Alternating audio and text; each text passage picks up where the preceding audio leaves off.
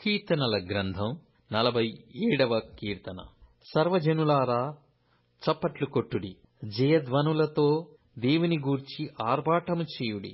యెహోవా మహోన్నతుడు, భయంకరుడు. ఆయన సర్వభూమికి మహారాజయ్యున్నాడు. ఆయన జనములను మనకు లోపరచును, మన పాదముల క్రింద ప్రజలను అణగద్రొక్కును. తాను ప్రేమించిన యాకోబునకు మహాతిశయాస్పదముగా మన స్వాస్థ్యమును ఆయన మన కొరకు ఏర్పాటు చేసియున్నాడు. దేవుడు ఆర్భాటముతో ఆరోహణమాయెను, బూరధ్వనితో యెహోవా ఆరోహణమాయెను. దేవుని కీర్తించుడి, కీర్తించుడి, మన రాజును కీర్తించుడి, కీర్తించుడి.